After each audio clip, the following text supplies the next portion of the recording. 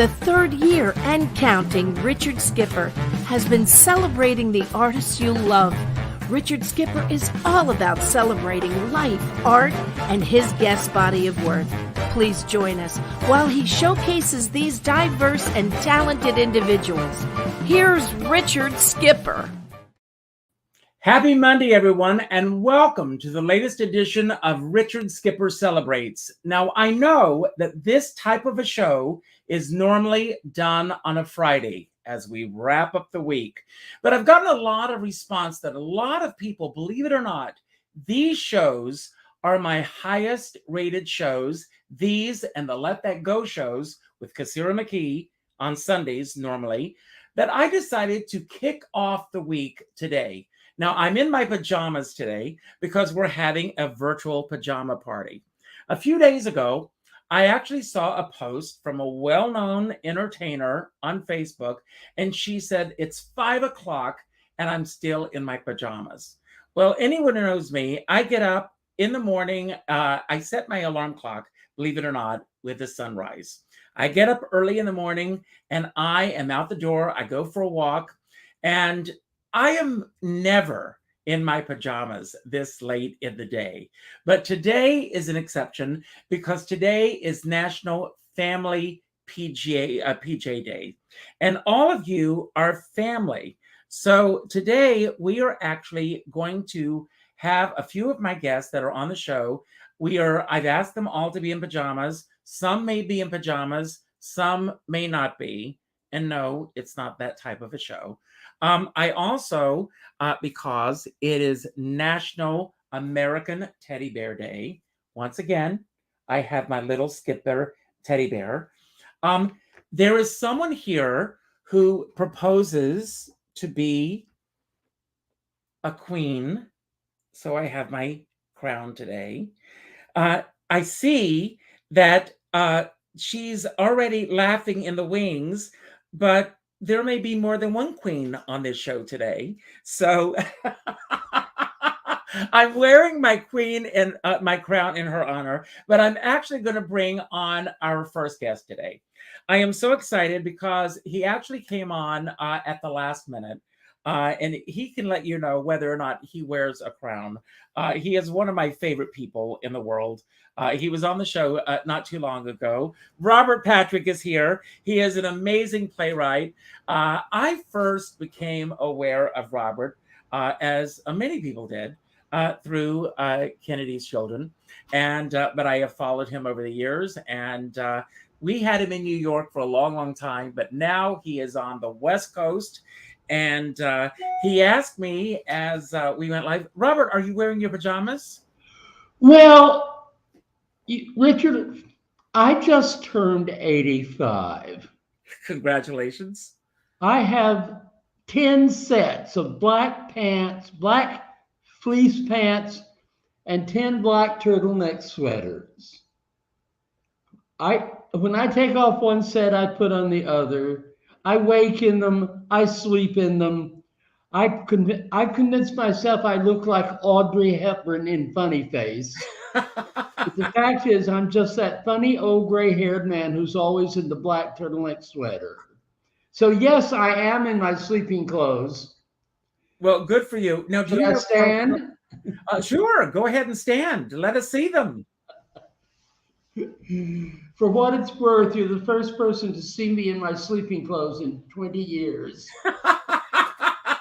I don't believe you, but there you are. Black, nothing to see. Now, do you know Carol Cook?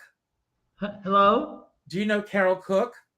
No. Well, Carol Cook, she's always in black. Her entire wardrobe are these black dresses, black caftans. Everything is black. And it's very interesting. Russ Woolley, who may be watching, he may be watching on his TV, so I may not see him here. But Russ and I produced Carol a few years ago at 54 Below. And all of the dresses that she brought were all black. But recently, as you know, we lost, the entire world is devastated by the fact that Leslie Jordan passed away too soon. But a very sordid wedding popped up on Netflix, and I decided to watch it. and Carol Cook was in this movie, and which was just filmed just a few years ago. I was shocked to see her in hot pink. So, I mean, because I am so used to seeing her. I mean, she's 98, and she's got this flaming red hair, and there she was in this movie in this hot pink ensemble. So you were on the show not too long ago, and I just want to know what's been going on in your life since you were last here. Oh, well, I live in LA. I usually run with a much younger crowd of theater people, and I don't know any other people my age.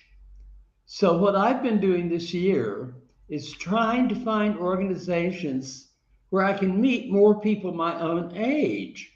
And last night, I went to see a young friend do a poetry reading out in next door to Universal Studios. You know, one of those tucked away little, very rich LA neighborhoods.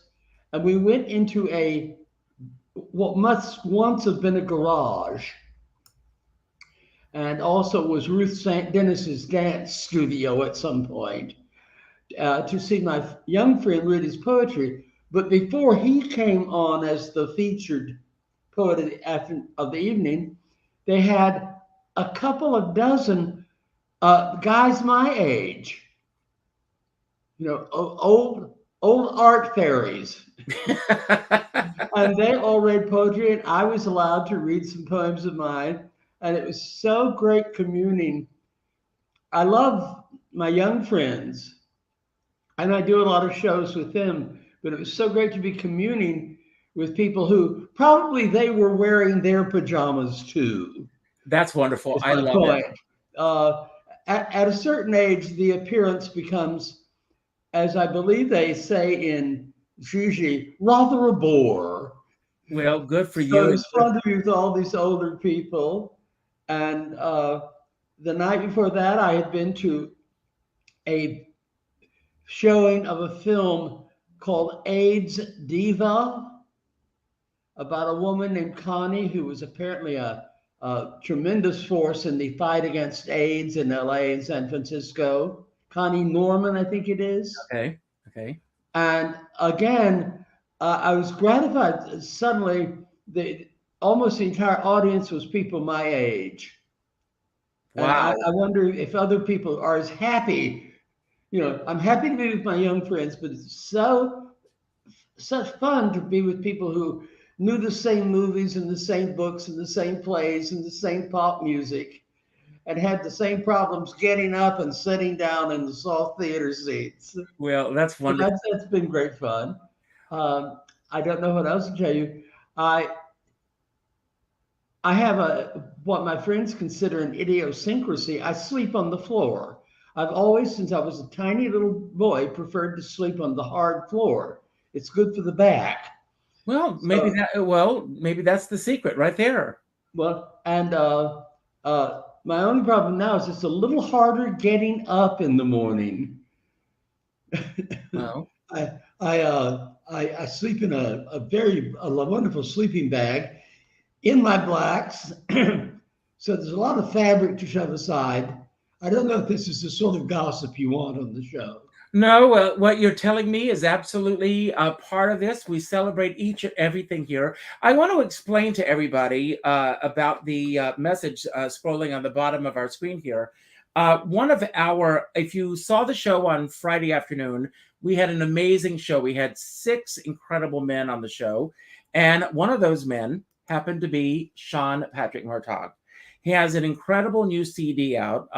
This is his debut CD, celebrating the music of Mario Lanza.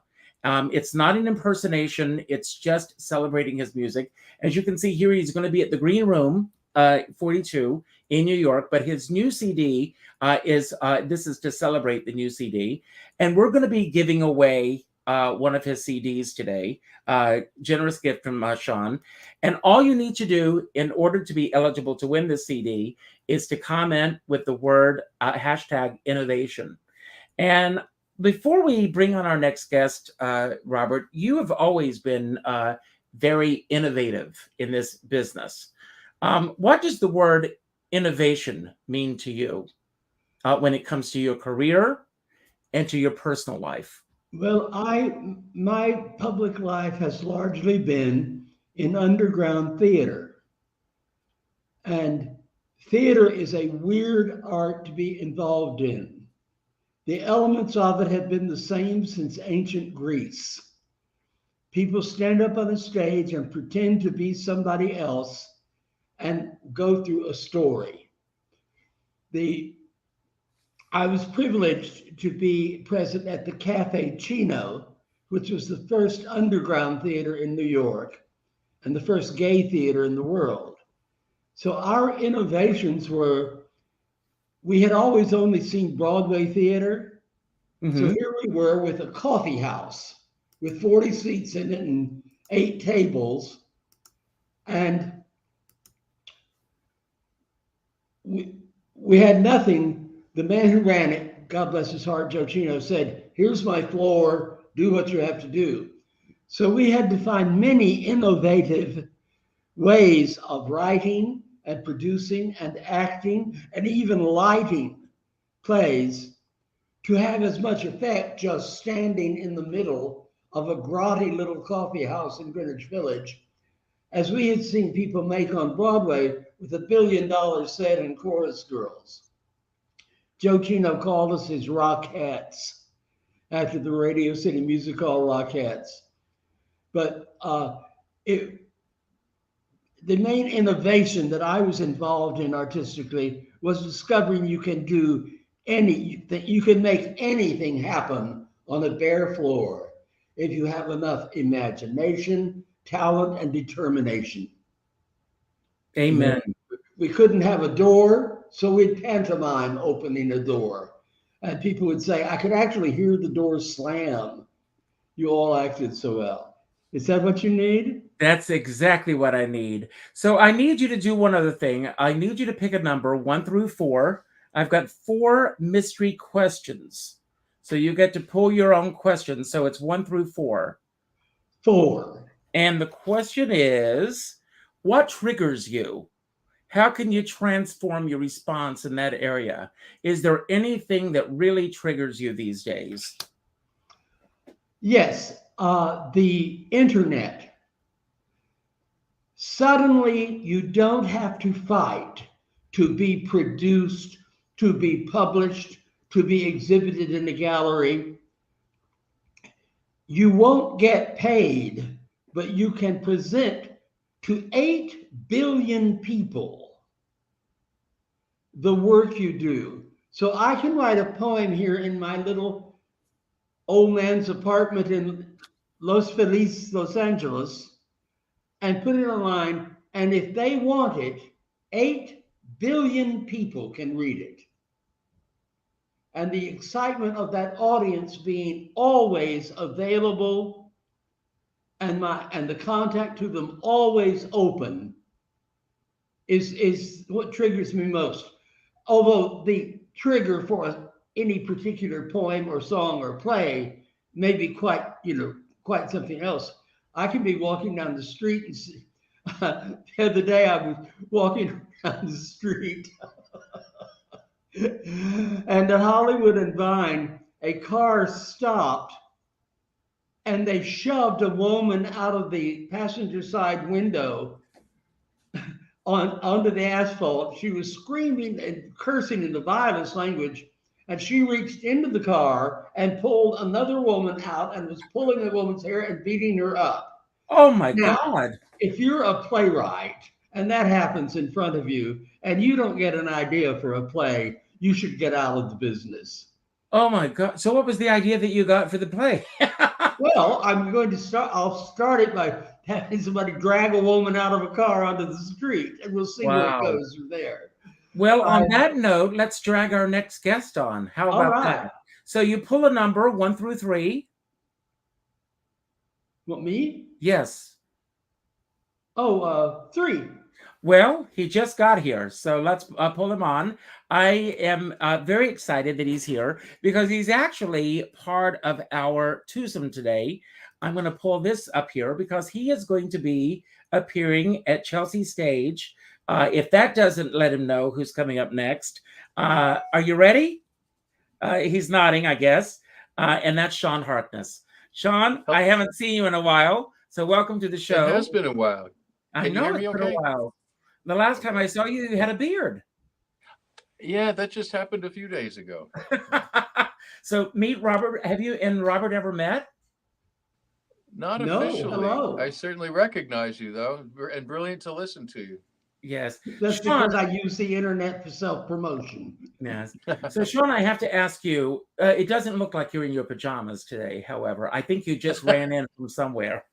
No, I'm actually here in the recording studio that I'm going to be working a lot at these days, right here on 37th Street. And yeah. Well, what do you got for me, are Richard? probably, I mean, when you are as great as you are, and you are great both on and off stage, I will say that, you're in demand. So I know that COVID shut everybody down. Last night, and if you didn't see this, I hope that everybody will get a chance to see this. Michelle Obama has a new book out. And there was a great interview on ABC last night. And her mom was on the interview. And Robin Givens was asking about this, asked her mom what was the greatest thing that has happened to her recently. And she said, COVID. I didn't have to see anyone for 2 years. Mm-hmm. And I know you being so much in demand, I want to ask, did you take advantage of that time off? And did you get a chance to really pull back and relax at all? Or were you... No, that's an interesting way to ask that question. So yes, and yes. It was obviously devastating. For a number of, professionally and personally, and it was so uncertain for the first stretch of it. We didn't know how long it would last, and so it wasn't like a clear-cut thing where you can say, okay, I'm going to compose my sonnet now. It was more like, are we going back to work next week or the week after? What, a month? God, can we last a month? What do you mean 6 months? Wait, so there was so much of that the adjustment was odd and unclear. That said, once we figured out what was going on, I was, thanks to the community of people that I know, I wouldn't say network, I'll say community, because it does take a village. And thanks to those people, I was able to stay active. I got really good at Pro Tools and recording at home. I do have a beautiful soundproofed, tuned studio and good microphones and Pro Tools and all that. And I was able to do some productions and make tracks and do videos. I learned way more about video editing than I ever wanted to know, and happily pass that job on to anybody else who's good at it and enjoys it. But I love the audio part. And yes, there was time that I liked. I missed that in a sense. I could spend an hour just trimming my bonsai tree and thinking about it and whatever else would come to mind. I could read a book or watch a movie or compose a tune or take a walk, spend time with my lovely wife, and do things at a relaxed pace, which is rare. And I enjoyed that a lot. And I missed that, but I don't miss the reason why, of course. Of course. Now, as things started to open up again, did it feel like the floodgates opened for you? Because, I mean, you are so incredible at what you do. I'm sure that everybody wanted you. I wanted you for the 10th, and I couldn't get you. Well, and why is that, Regina? Ha, ha, ha. Because there were the backlog of things that were supposed to happen during the quarantine.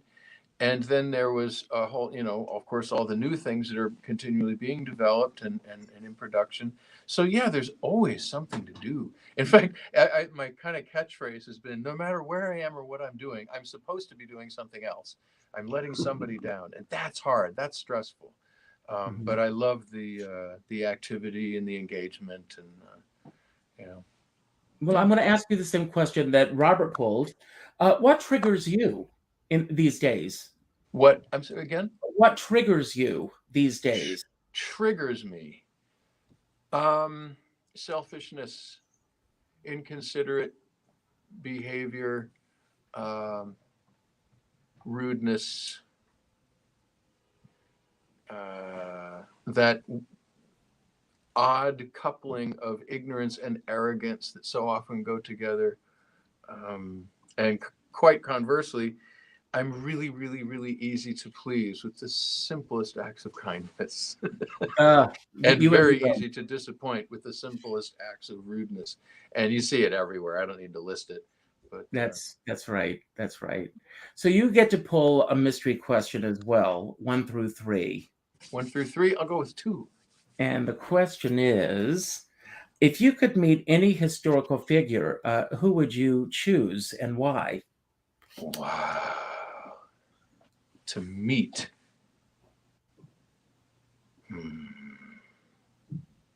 Wow. Well, I'd love to spend a day with Glenn Campbell. Oh, wow. Did you ever meet him?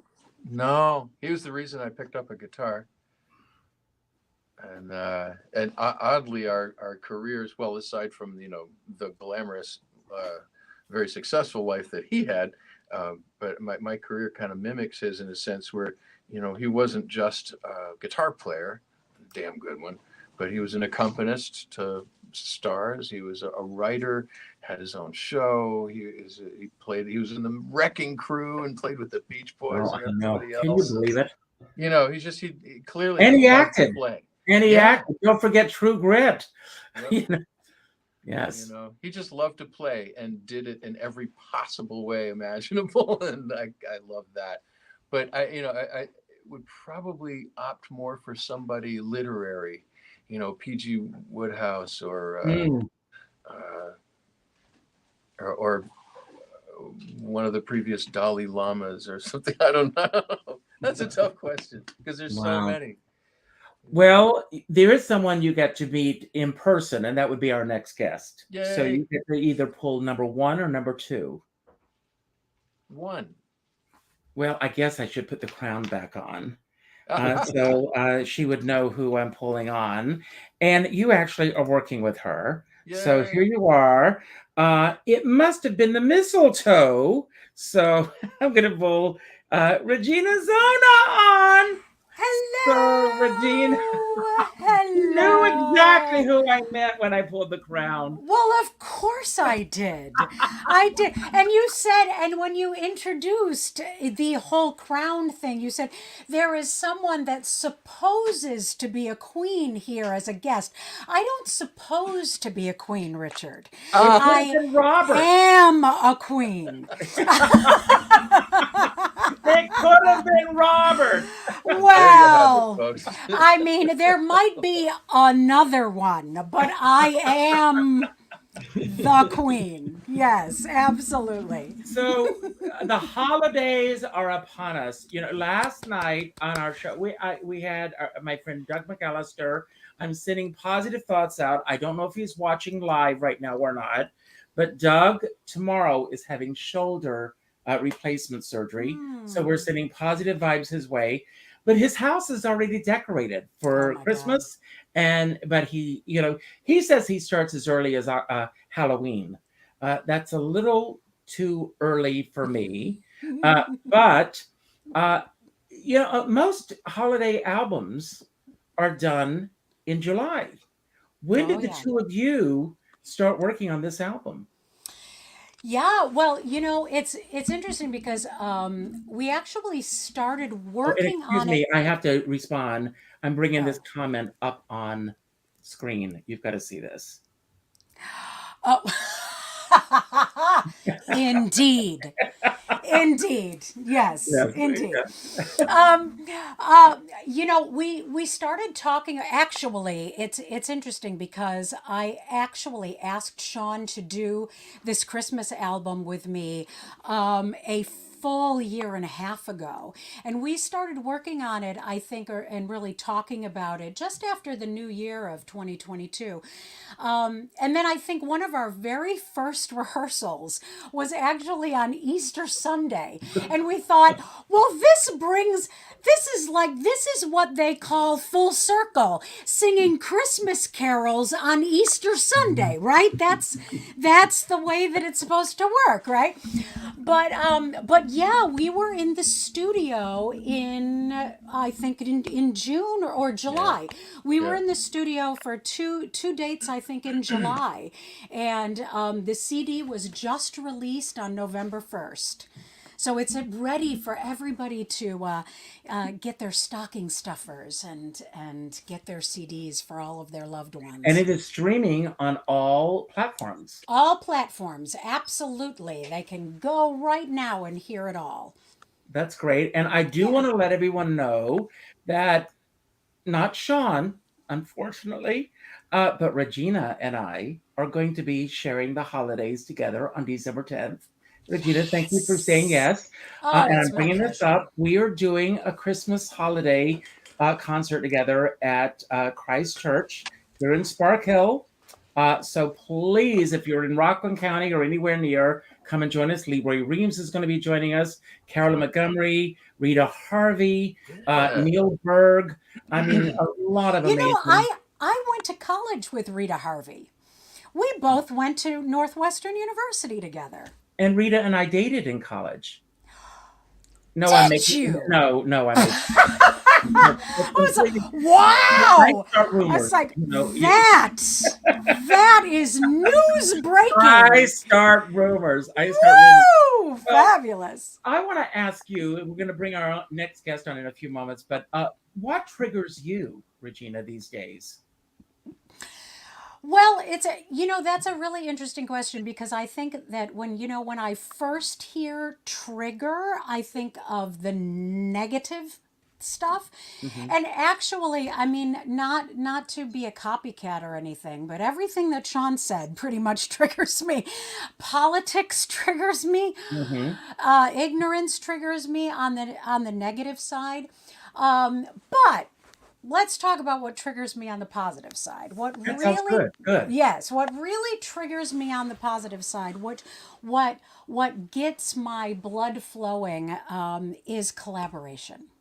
I have to say, I adore collaborating with other musicians and I mean I feel so privileged to be collaborating with Sean on this album. It's so fabulous.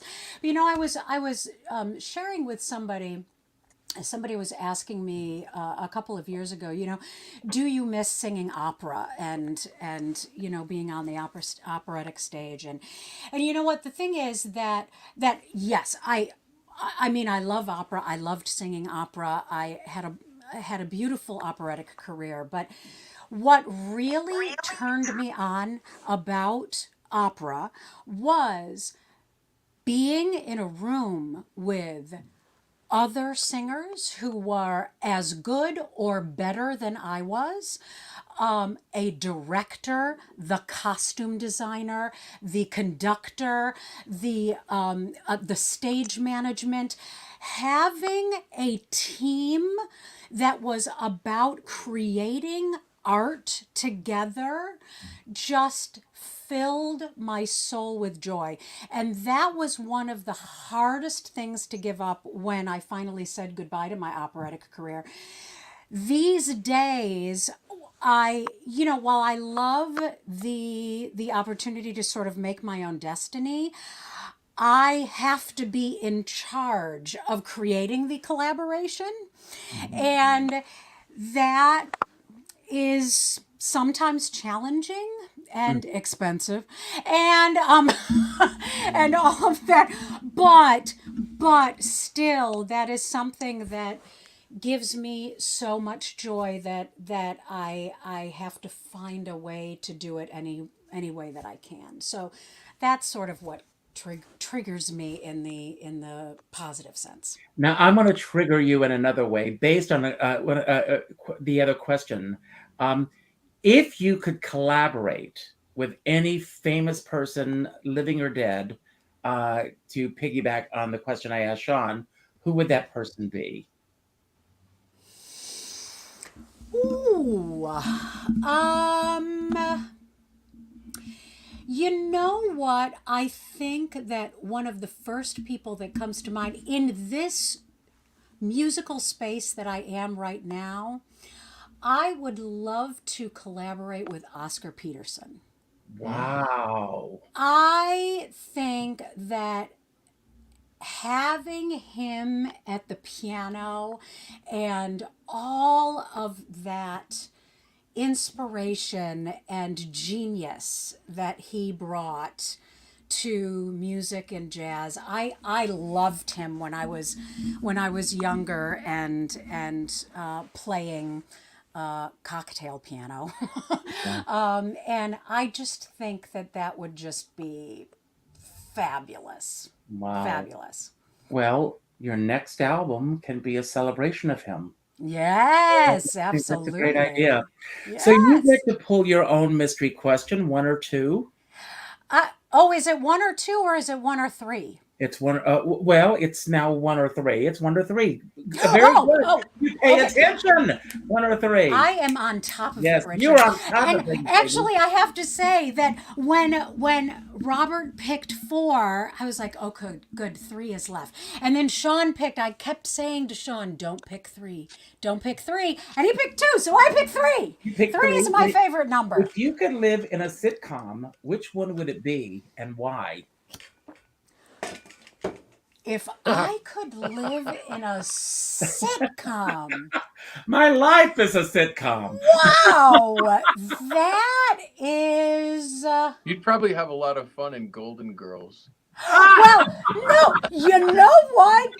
You know what is the craziest thing, Sean? Is that the first sitcom that I thought of, and I have absolutely no idea why, is Maude. Maude. I thought about Maude because she was a badass. Yeah. And I would just love to be around that energy and just like soak up that vibe and get that courage that she has to just say whatever the hell she wants to say. So let's say Maude. Maude. Have any of you seen the Family Guy episode where Peter is watching the Maude opening and it's in a loop and it doesn't stop and it keeps going and going and going and he's screaming and then there's Maude and then there's Maude and it keeps repeating and it's like the record is broken and it won't stop and then it keeps repeating. It is one of the funniest things. I'm going to send it to you. You will die laughing. It's one of the funniest things. We're going to bring on our next guest. She's been waiting very patiently, but I want to tell everyone, years ago, I won a contest on TCM. And I was flown out to California to present Jezebel at Grauman's Chinese Theater. And it was one of the greatest highlights of my life. But in addition to this, and so many people have said, you've got to have her on the show. And I'm going to have her on the show, a full show, because we are not going to be able to encapsulate everything this woman does in just a few moments. But when she said yes to being on the show, I met her very briefly, and I think I shocked her today when I pulled these photographs up because I don't think she even remembered that we had met before. Look at us at that night before I went on the red carpet. Look how glamorous she is. And here she is again. Mm-hmm. And she celebrates everything that is Hollywood. Karie Bible is here, and she's wearing very chic pajamas. Hello, Karie. Thank you for being here. Meet everyone on our panel. And I am thrilled that you are here. You get the chance to hobnob not only with celebrities who are with us, but you hobnob with celebrities who have passed on. You could say that, absolutely, for sure. Do you want to explain? Since 2002, I've been the official in-house tour guide at Hollywood Forever Cemetery. And I've been giving tours there pretty much every week for the last over 20 years. How did that begin for you? Oh gosh. Well, as a little girl, I fell in love with classic Hollywood movies, and the Universal horror films of the 1930s were my gateway drug. And I didn't like Barbies. I liked Bela Lugosi and Boris Karloff, as every young girl absolutely should. And I just fell in love with classic Hollywood. And I remember telling my parents, I have to go to Hollywood. I was like 7 years old, but I knew very early on that's what I wanted. Also, my mom and dad are very interested in history, particularly the Civil War. So they took me to battlefields, houses, and cemeteries growing up. So I got this steady dose of American history combined with the classic Hollywood. So I got a degree in film, and I moved to Los Angeles in 2000 permanently. I saw Hollywood Forever and just fell insanely in love, as I hope everybody does. And I asked around, they didn't have a tour guide. And I thought, maybe that could be me. So I met with historian Mark Wanamaker, who's a mentor to me. And I met with the cemetery, and I've now been there since 2002. And in addition to that, you also do a cooking show that's on YouTube. And how did that begin? And the premise of the show is very interesting, if you want to explain to everyone what that's about. Sure. For quite some time, I've collected movie star recipes, even though I don't cook that much at all, just for fun. And then lockdown happened, and I thought, well, I can't go out to eat all the time or go to my friends' houses for food, so I have to do something. And then I had this idea to do like a dinner party / conversation / cooking demo. So I just decided in lockdown to do it over Zoom. And I'm very fortunate to live here because I've met so many incredible film historians, authors, experts, fans. So I started this little show I call Hollywood Kitchen, where I make the recipe of a classic film star. And I get an author, historian, collector, fan, and we talk about their lives, their careers, their food. And when I first started doing this, I would always get people emailing me, I really doubt they ever cooked or made that. And I'm like, well, that's kind of not necessarily the point. I mean, I know Joan Crawford did. I know Vincent Price did. A lot of them, Norma Shearer probably didn't even know where the kitchen was in her home. But it's a fun way to approach looking at their lives, looking at them as human beings, and not just icons, sex symbols, whatever. And it's fun to make historic recipes from 80, 90, 100 years ago. So I'm actually right now, you'll be interested to know, I'm prepping a Betty Davis episode because Betty's got to get you ready for Thanksgiving. So November 20th at 1 p.m. on the West Coast, my friend Danny Miller and I, and Kenton Bymaster of Warner Brothers. Danny is watching. Davis's cranberry mousse on Cranberry mousse. Cranberry mousse. Wow. Have you met Elizabeth Fuller, or do you know about Elizabeth Fuller? I don't. Who is she? Oh my God. Well, Elizabeth Fuller wrote an incredible book called Me and Jezebel.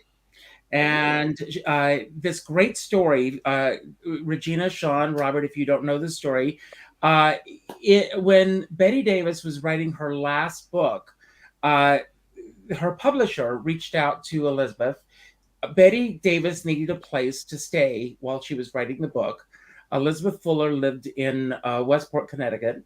And he asked, she didn't tell her who was coming to stay with her, but Betty Davis moved in, and it was like the man who came to dinner. It was supposed to be 3 weeks, and it was 6 months. And Betty Davis took over their lives. Oh, and the book is, she even did she wrote a play about it, and it's hysterical. It's one of the funniest thing. There's a scene where they go to McDonald's, and Betty Davis is sitting in the car, and Betty Davis got tired of sitting in the car, comes in, and of course, everyone goes crazy because Betty Davis is in McDonald's, and she starts signing autographs. And before you know it, there's a line around the block. the media hears about it. The media shows up, and it becomes this big media sensation that Betty Davis is in McDonald's signing autographs. And you've got to read the book. It's called Me and Jezebel, one of the funniest books about a celebrity that I think I've ever read. So, Katie, I want to ask you, Karie, I'm sorry, what triggers you these days? Oh gosh, that's a good question. I think I'm going to take Regina's path and maybe go with something positive. I like that. Like Johnny Mercer said, accentuate the positive. Yes. So, I really love collaborating too. I agree with what Regina said, because nothing happens in a vacuum in life. Mm-hmm. And I just feel so lucky to know so many creative people. That I have one very close friend who I do a lot of stuff with. And the minute I call her and go, hey, so I've got this idea, like that happens all the time. And she does that with me. So it just feels so refreshing and even like life-giving to be able to, I feel like a lot of us in the world need creativity. Like we need oxygen or water or food. It's just something that I can't live without. It keeps me sane and keeps me going when sometimes other things don't. So. And if there was you've had this great pleasure of meeting a lot of celebrities, rubbing shoulders with them, if you will. Is there one particular celebrity that you would have loved to have met, and why? Well, I love Valentino. I've been the lady in black for 20 years. So I'd love to have met him, of course. Outside the film world, I would love to have met a pioneering feminist, maybe someone like Victoria Woodhull, Nellie Bly, some woman that really helped break down barriers in the world. Amelia Earhart. The list is very, very long of incredible women I admire that it would have been fascinating to get to know. And if you could live in a sitcom, what would that sitcom be? I am a Golden Girls fanatic. In fact, I'm going to do a whole Golden Girls Christmas tree this year. And I thought about doing homemade ornaments of the men of Blanche's boudoir. I love that. But then I realized I would need a tree like the one in Rockefeller Center, because she got to put them in. So I got to figure out how that's going to work, because my little LA apartment is not going to hold a tree that big. So I got to. Oh my God. Oh my, what an incredible idea. That's just great. And there's one question left, and I'm going to give it to you. And the question is, in what area of your life are you playing too small? I can't imagine that you're playing too small in any area of your life. My friends and I kind of live by the go big or go home credo. So like if we do something, it is all out. That's a really hard question. Shoot. I don't know. To be honest, I'm so sorry. Is that an okay answer? I don't know. That's an okay answer. You know, getting back to this interview last night with Michelle Obama, and I learned so much from her mother, who I fell in love with last night. And her mother said, first of all, she did not raise children. She raised adults. She said as she was raising she said that she wanted her children to know, as they left to go to college, how to do their own laundry, how to shop, how to deal with money, all these things, which I thought was a brilliant thing to do. And she said that she learned early on to be able to say, I don't know, is the greatest thing that a person could do, because it got her off the hook. So that was great. So today, you know, as I do with these shows, because I am all about celebrating, and I want to applaud Regina and Karie for saying we're going to take the high road, because when people think of triggers, they always go, most part, for the negative. And so the fact that both of you said we're going to go with something positive, that is so exciting to me. So we're going to talk about some of the national holidays today. And I'll start with you, Robert, because today is National American Teddy Bear Day. And I know I'm going to check my emails very quickly. Wait. No, it did not. It did not come in. Let's see if it went into my spam folder. Show you guys my Golden Girls Christmas ornaments a friend just got me. Oh my God. Wait. I got to come back on camera. That's incredible. Oh my God. Where did he get those?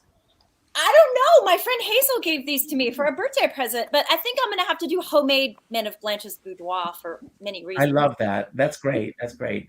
So, Robert, do you have the pictures handy that you can bring on that you can show us, or are they only on camera? I mean, only online. Oh, my pictures? Yeah, I'm afraid they're only online, but I can tell you a story about my teddy bear. Oh, well, I'd love to hear your teddy bear story. When I was a little bitty kid, we moved around a lot. So we didn't have a lot of permanent things, but I had my Andy Panda doll, my teddy bear doll. And the first theater I ever did, I saw a puppet show in a movie. So I tied strings to my teddy bear and had him dance in a neighbor's garage for the neighborhood kids. And it was so successful, we were going to do it the next day. But the mean woman whose garage we did it in took my teddy bear and burned it. Whoa, This is garbage. Burned it? Who burns a teddy bear? Oh my God. That's tragic. I never had anything permanent again. Oh. And We here need in to get LA, this I man also a sent teddy you bear. picture. I'm sorry it didn't come through, but I sent you a picture of a teddy bear hung from a telephone wire, electric wire here in LA. That's the only place you see teddy bears in LA. Is for some reason they hang them from telephone wires. Do you have a teddy bear now? Huh? Do you have a teddy bear now? No. I'm going to get you a teddy bear in black pajamas. There you After I lost go. my teddy bear, I never wanted anything. I'm going to get a Robert Patrick teddy bear. You know, there's a store near us. Well, it used to be here. I haven't been there since COVID, but it used to be Build-A-Bear. I'm going to get Yes. you a Robert Patrick teddy bear. That's where I Okay, got I'm not- mine. Did I see it? Can I see yours? Yes. So this is really a teddy rabbit. Oh. So I'm not wearing pajamas, but my teddy rabbit is. She's wearing a little robe with her little Hollywood sunglasses. Actually, I actually think that we got her at Build-A-Bear in LA, actually. So this is my little Build-A-Bear? teddy bear. Yeah, Build-A-Bear. I remember when I Yes. was in high school, they had a line of teddy bears that were dressed and kind of named after classic movie stars. Yes. They had a Oh, Betty yeah. and Joan one. I used to love those. I didn't own one, but I Right. really admired them when I saw them. I will see if I can bring it up on camera. Sean, do you have a teddy bear? Yes, actually, I have my original teddy bear from when I was a little kid. My wife rescued it from the basement in my parents' house after my mom passed away, and we were just, sorting through things and came, oh, look at that. We still have this. That's going home with us. So we have it. It's restored. It's weird too, because it's like hard kind of. It's really old school. The arms and the legs swivel and the head spins around. And, Oh. but it's sitting right there near the bed, still just, soaking up memories as teddy bears do, Well, in New York, Broadway Cares, every year they used to do Broadway Bears. They did the Broadway Bears, Bears, and then they did the Bares. I was never asked to do that one. Yeah. But when I was performing as Carol Channing, one year they had asked Carol Channing, they had built a Carol Channing Hello Dolly doll, a bear, and they were not able to, she was not able to be there. She called me and asked if I would present the bear in her absence. Oh my God. And so Wow. I presented I did that year. And I thought that I could pull it up online, but I couldn't find it. So there's but it's on the internet somewhere out there. So let's see. Today is also, we talked about this, National Family PJ Day. So we already know from Robert, because he's already told us. Sean, I'm going to ask you a very personal question. Uh-oh. Do you sleep in pajamas? No. Neither do I. So this is rare for me.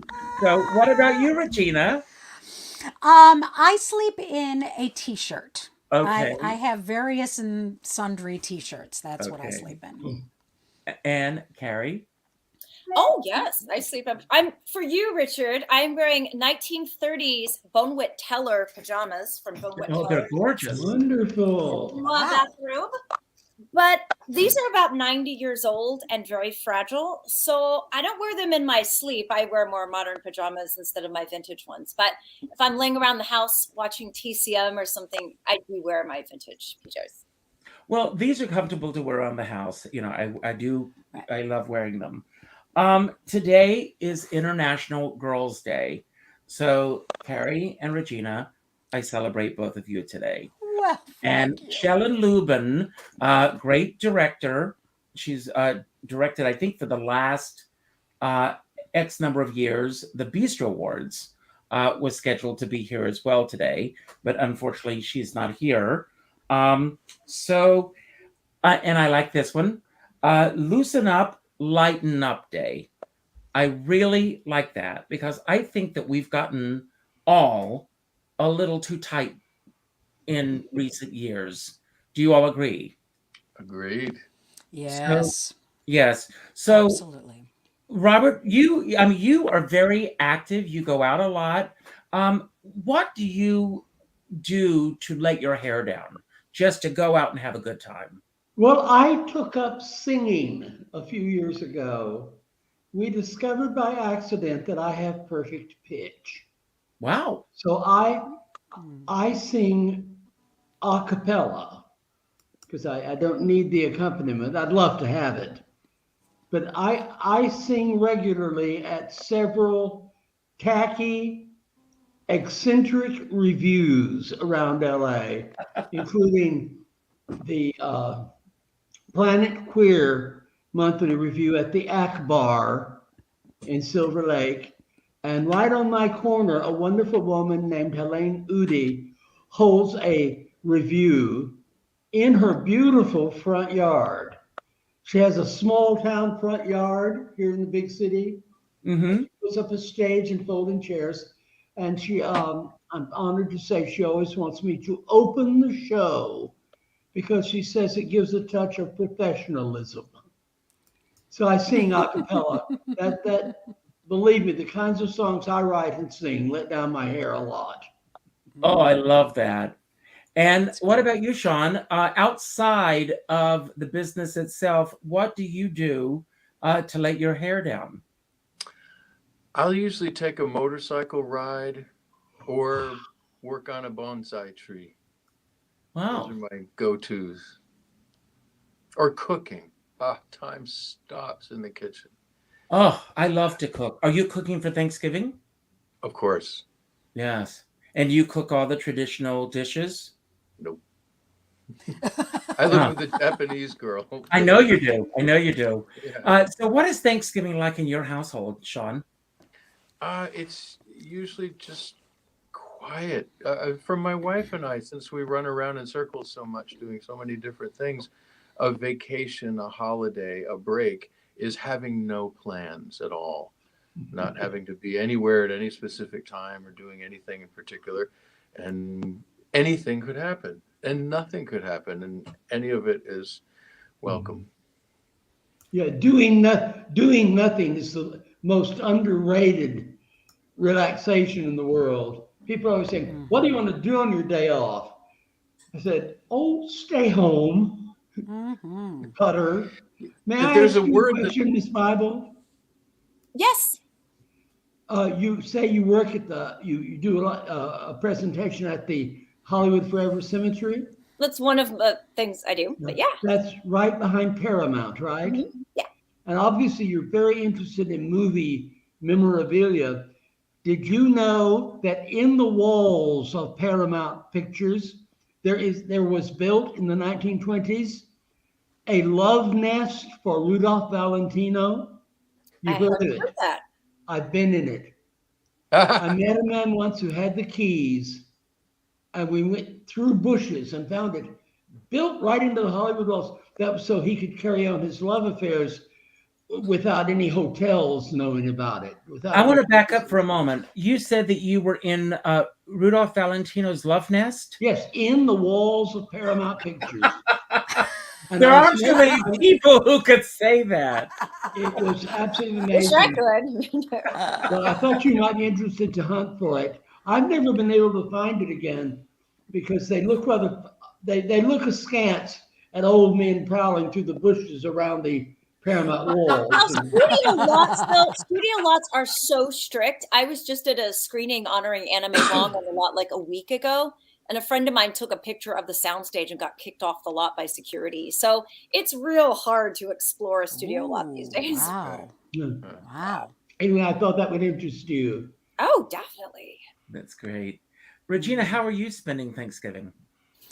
Well, we're going to have a small Thanksgiving at our house. Sue Matsuki and her husband are going to be joining us, which is really nice. And it's so funny because I actually have been thinking. He is Japanese as well. He is indeed. Absolutely. And I have been actually hemming and hawing. You know, Christmas is my holiday because my birthday is in December, and Christmas is big around here. But I've actually we usually don't decorate for Christmas until after Thanksgiving. But I'm thinking, since we're having people over, that maybe I'm actually going to decorate for Christmas before Thanksgiving. So we have Thanksgiving dinner by the Christmas tree. So we'll see. So we're going to And of course, that would set the perfect atmosphere for playing your new CD. Look at that! You mean this CD right here? Hold on for just 1 second. Hold that thought for just a second. Karie, how are you spending Thanksgiving? Well, my family is 3,000 miles away in Savannah, Georgia. So it's too expensive to go home for Thanksgiving and Christmas. So I tend to stay in LA for Thanksgiving, and I do like a friend's Thanksgiving. So everybody just brings 1 to 2 things. Everybody helps clean up. Everybody helps with dishes, set up, all that. So it's very laid back, no stress. And I'm going to be doing a lot of pie making, and I'm totally psyched about it. So. Regina? Yes. Give Sue my love. Oh, I will. And tell her to give me a call. I will. Since we're all together, I've got a little surprise for everybody. Because I've been like the Wizard of Oz behind the curtain. I keep going back and forth. I've been pulling a little strings, and I've got a little surprise for everybody. Don't go anywhere. I'm going to share something with everyone. And then after this, we'll do our giveaway. Everyone stick around, okay? Regina, I got it on. So did you? Yes. Okay. I've been pulling strings here. Here it is. Oh, Lord. Strings. Yeah. Here it is. This was a very last minute thing. But we got it. Here it is.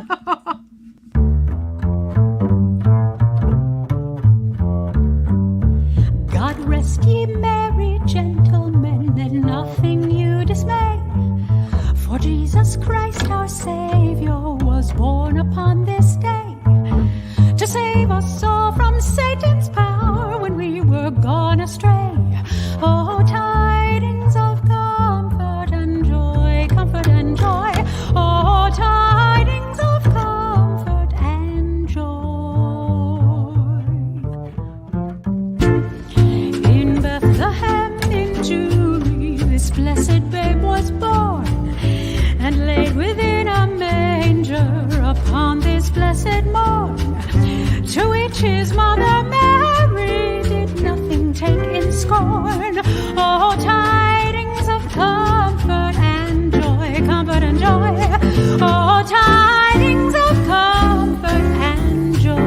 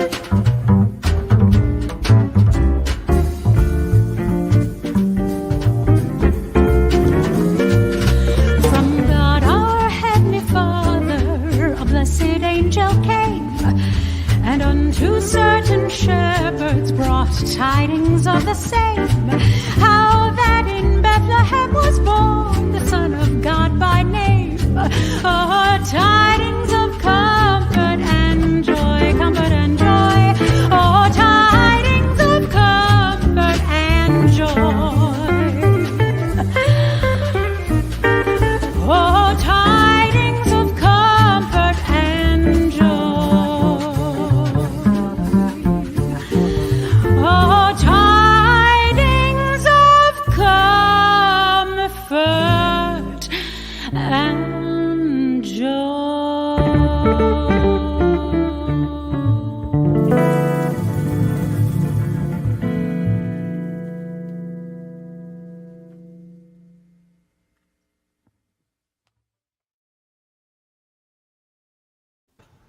Oh my God, do I love this.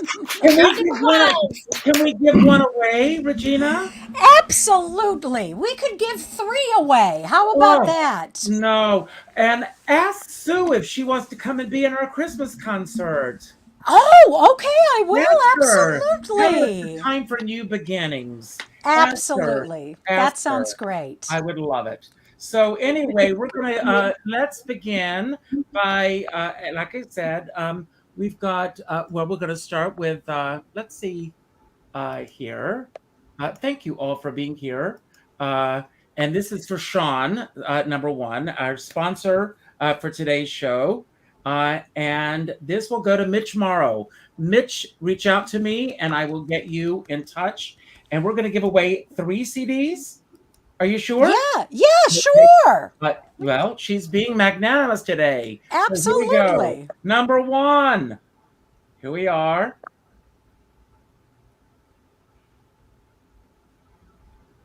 Joyce Glasgow, I will put you in touch with each other. And then we're going to do another one. I love how this works.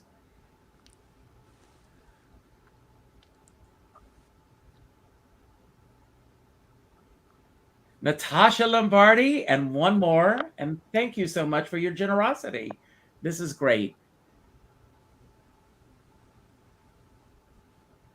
And Sherry Callahan. So all of you get in touch with me, and I'll put you all in touch with Regina, and she may even sign them for you. Yeah, well, both Sean and I signed them, so absolutely. Well, that's great. And I can do one more, and we will fly you out to LA to help you decorate Karie's Christmas tree. Oh!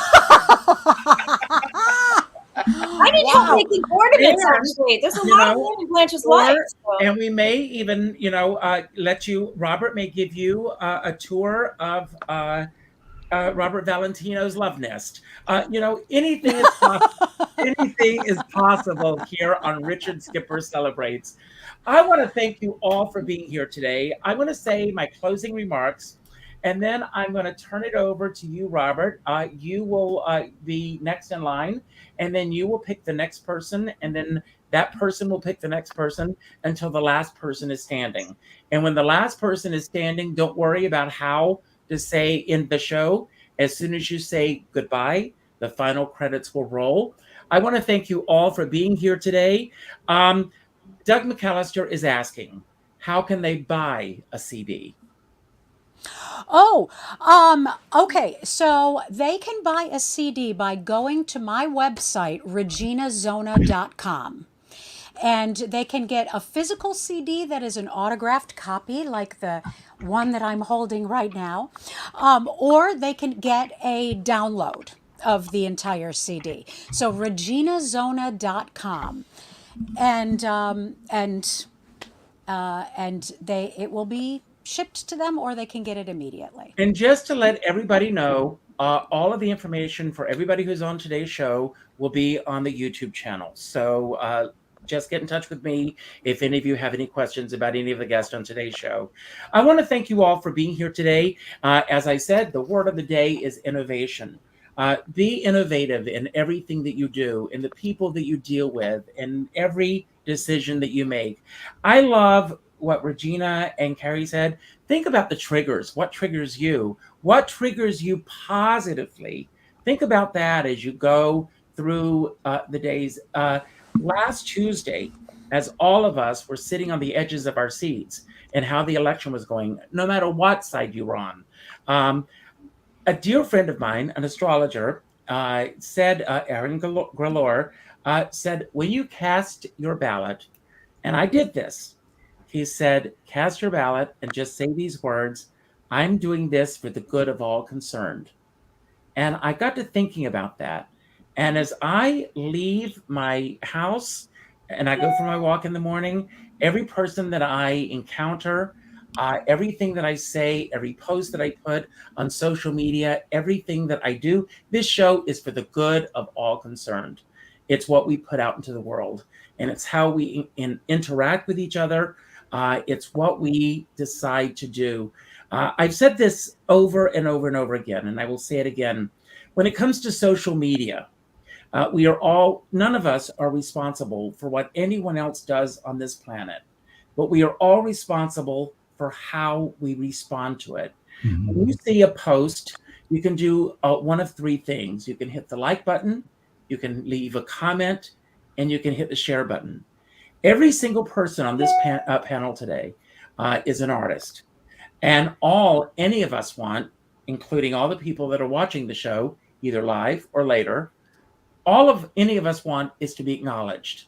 Always. Mm. Every single person on this planet wants to be acknowledged. The strife in this world is because people feel that they are not being acknowledged. And when we acknowledge each other, it changes the trajectory of our lives. That's all we need to do. And when you see something negative on social media, hit the delete button, hit the hide button. And if someone continues to do that, either block them, hide them, or just get them out, leave. I've been telling everyone that I'm leaving Facebook. I've decided, I like Brigadoon. I may show up like once a month.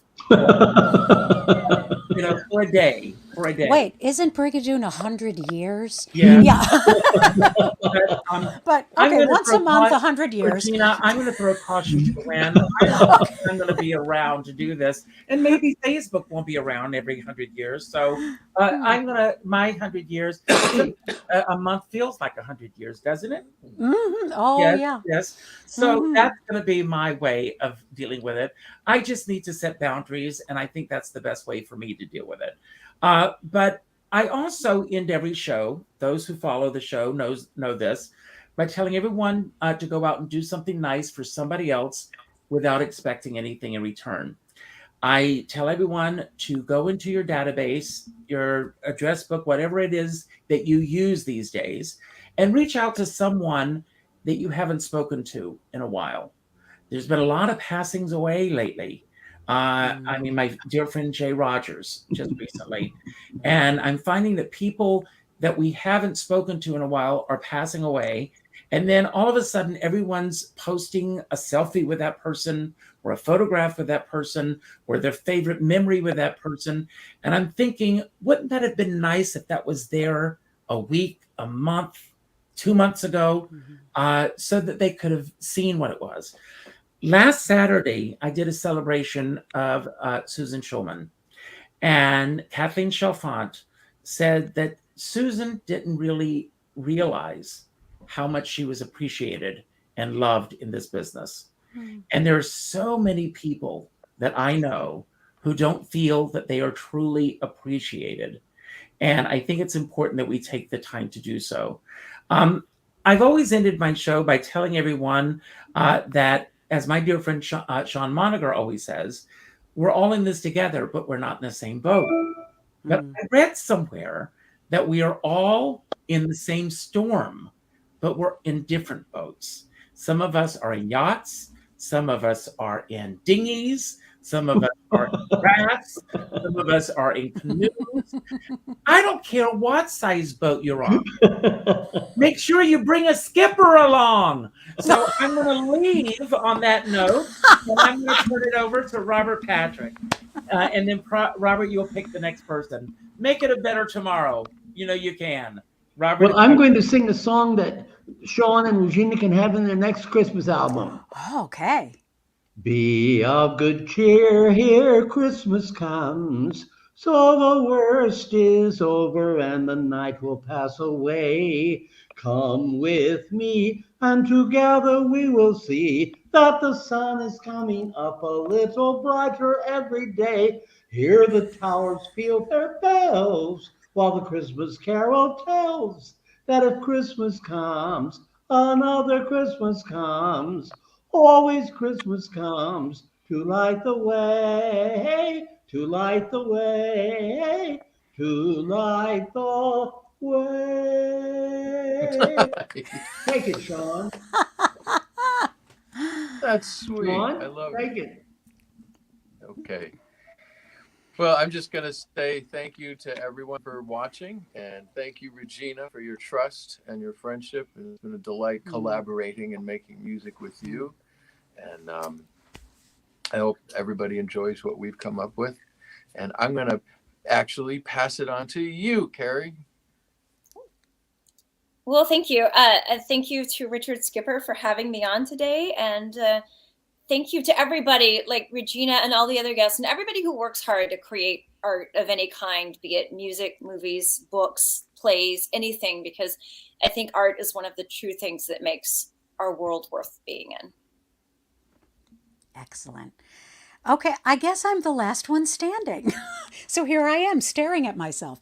So I just want to thank you so much, Richard, for inviting me and Sean to share this celebration with you. I'm so honored that you asked.